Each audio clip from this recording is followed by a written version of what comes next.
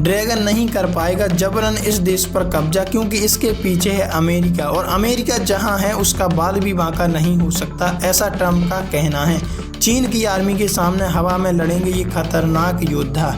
बहुत कुछ चल रहा है इस वक्त जियो पॉलिटिक्स में, और आइए जानते हैं आखिर क्या है पूरा मामला। देखो खबर सामने आ रही है, ड्रैगन नहीं कर पाएगा जबरन इस देश पर कब्जा, चीन की आर्मी के सामने हवा में लड़ेंगे ये खतरनाक योद्धा। पिछले महीने ताइवान के उत्तरी पूर्वी तट पर सुआओ बे में 3 खास समुद्री ड्रोन देखे, कार्बन वाइजर, ब्लैक टाइड 1 और सी शार्क 800। ये ड्रोन एक प्रदर्शनी में दिखाए गए जिसका मकसद ताइवान की समुद्री सुरक्षा को मजबूत करना था। चीन के हमले की आशंका को देखते हुए ताइवान अब सीधे युद्ध की बजाय एक अलग रणनीति अपना रहा है, जिससे वह इस युद्ध से बच सके, जिसे असीमित युद्ध कहा जाता है। इसका मतलब है कि इसका मुकाबला तैयार करना जिससे दुश्मन को भारी नुकसान उठाना पड़े और वह हमला करने से पहले कई बार सोचे। ये स्ट्रेटजी अपना रहा है ताइवान चाइना के खिलाफ। ड्रोन की इस रणनीति को अहम हिस्सा माना जा रहा है, जिनमें समुद्र से चलने वाले ड्रोन, खुद को उड़ाने वाले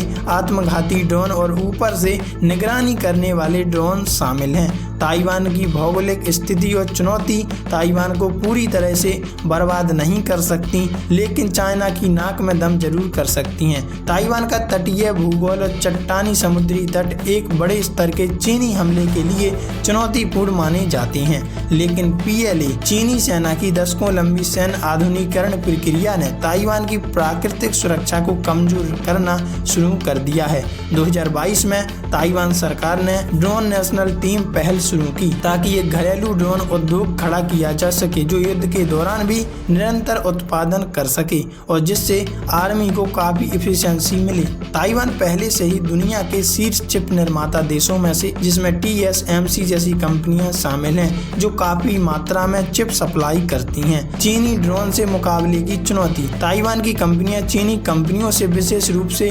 DJI से प्रतिस्पर्धा में पिछड़ रही थी, लेकिन यूक्रेन रूस युद्ध से ताइवान को यह प्रेरणा मिली कि ड्रोन युद्ध में निर्णायक भूमिका निभा सकती हैं और ये समय ड्रोन का ही चल रहा है।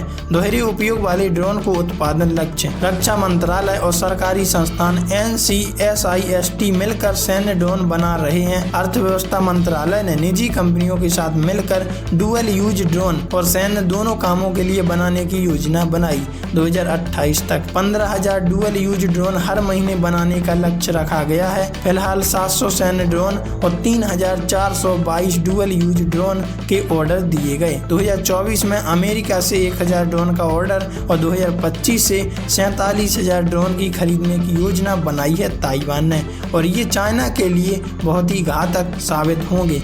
वर्तमान रणनीति में खामियां इस वजह से हैं क्योंकि विशेषज्ञों का मानना है कि ताइवान की रणनीति अभी छोटे स्तर की है। US नेवल इंस्टीट्यूट की रिपोर्ट के अनुसार ड्रोन की वर्तमान संख्या सिर्फ शुरुआती हमलों में 4 से 5 दिन टिक पाएगी, बाकी दिन नहीं टिक पाएगी। यूक्रेन 2025 तक हर महीने 2 लाख ड्रोन बनाने की योजना बना रहा है, जबकि ताइवान का सालाना लक्ष्य इतना ही है। वैसे आप इस बारे में क्या कहना चाहते हैं, कमेंट में लिखकर जरूर बताइएगा।